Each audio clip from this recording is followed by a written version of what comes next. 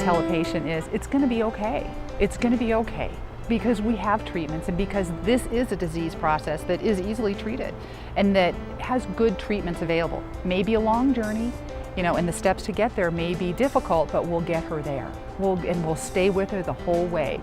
We'll take her by the hand and we'll work as a team, all of us together. We'll get her to the end point. So I always tell patients the first thing they need to hear is, you're going to be okay.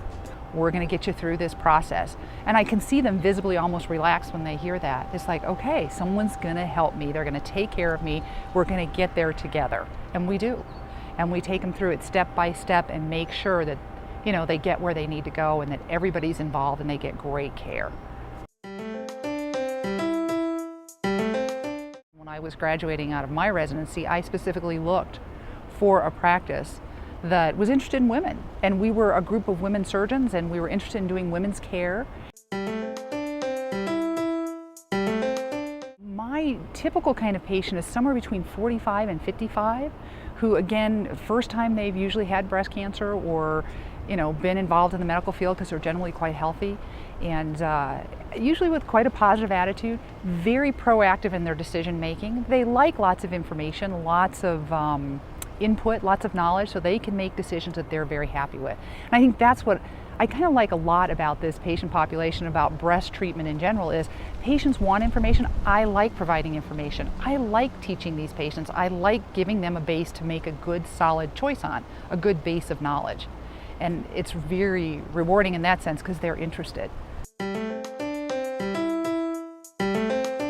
We've been given kind of the highest honors. Our accreditation came through as every area that we looked at, we were at the top level of what we could be.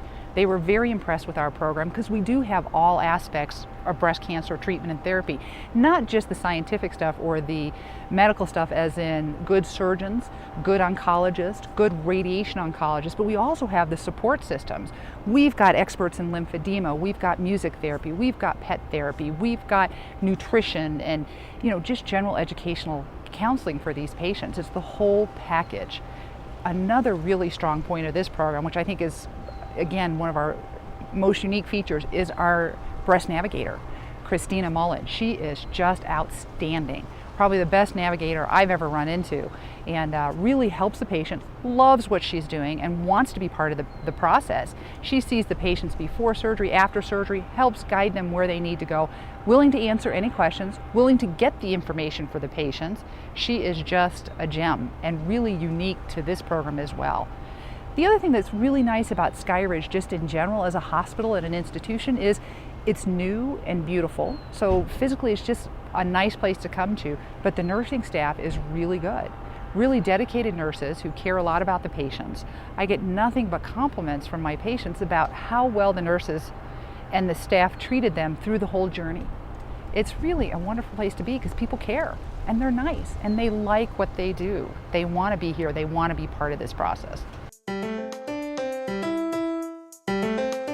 We do have a great resource center with lots of educational materials, lots of handouts and information. And what's nice about the fact that it's staffed by survivors is they have a perspective, a unique perspective on it that someone else wouldn't. They've been through it. They know what to tell the patients to expect. They know how to guide them and counsel them as they go through it in a unique way that people who haven't been through it don't. It's a good resource, lots of information, lots of ability to get patients where they need to go, more information about resources available in the community as well. The Breast Accredited Center is important because what's happened is someone else has done the footwork for them.